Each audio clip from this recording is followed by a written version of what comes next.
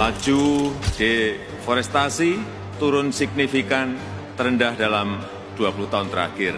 Deforestasi di Provinsi Kaya Hutan cenderung tetap tinggi dia, dan kalau secara tren panjang dia meninggi gitu ya. Provinsi Kaya Hutan dia turun dan habis. Assalamualaikum warahmatullahi wabarakatuh. Kami dari PKN. Pada kesempatan kali ini kita akan membahas tentang apa itu deforestasi. Sebelum kita masuk ke materi utamanya, kita akan memperkenalkan diri terlebih dahulu. Halo semuanya, nama saya Alfred Bintang Padus Tamo dari kelas 9. Halo semuanya, perkenalkan nama aku Raditya Benur Harjo dari kelas 9B. Semuanya, nama saya Zidan dari kelas 9B. Halo semuanya, nama saya Krisna Dadi Putra dari kelas 9B. Halo semuanya, nama saya Jesa dari kelas 9B. Halo semuanya, nama saya Raka Kavi dari kelas 9B.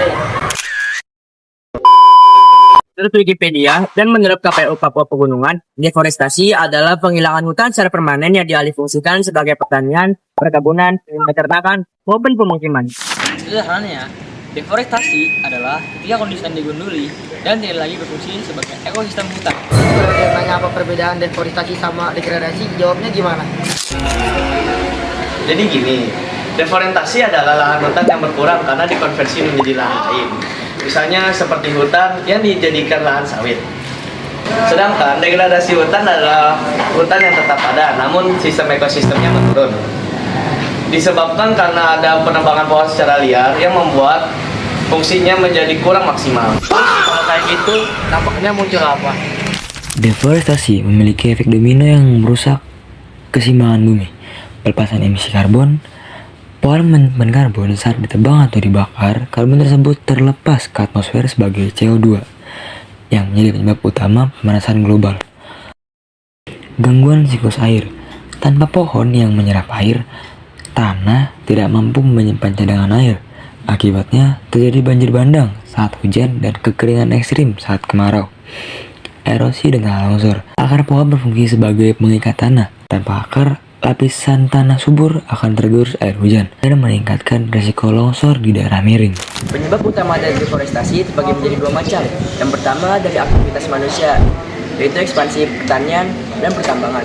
Contohnya seperti pembukaan lahan untuk skala yang besar, contohnya seperti sawit di Indonesia, dan pembukaan lubang tambang untuk emas, nikel, maupun batu bara di tengah kawasan hutan. Yang kedua yaitu faktor alam. Kebakaran hutan akibat kemarau ekstrim atau letusan gunung berapi. Meskipun seringkali kebakar, ini dipicu oleh aktivitas manusia yang tidak terkendali. Statistik deforestasi Indonesia pada tahun 2024 hingga 2025. Data menunjukkan adanya perbedaan angka antara laporan pemerintah atau KLHK dan lembaga independen seperti Auriga Nusantara atau Global Forest Watch karena perbedaan metodologi. Total luas di tahun 2024.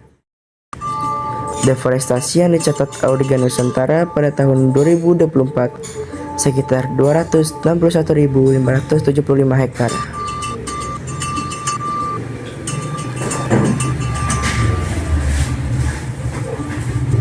Deforestasi bersih yang dilaporkan KLHK setelah deforestasi sekitar 175.400 hektar.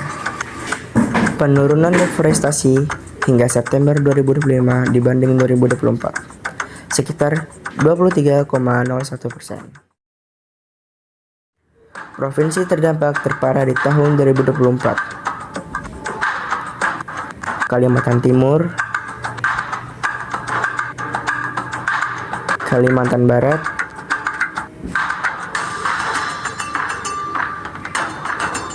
Kalimantan Tengah,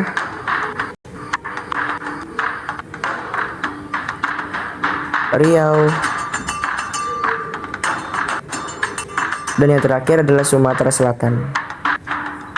Pendorong utama deforestasi sektoral tahun 2024 berdasarkan analisis konsesi di Indonesia. Hutan tanaman industri kebun kayu menyumbang sekitar 41.332 hektar. Perkebunan kelapa sawit masih menjadi pendorong utama di Sumatera dan Kalimantan. Pertambangan meningkat di wilayah Sulawesi dan Maluku Utara akibat permintaan nikel untuk baterai kendaraan listrik.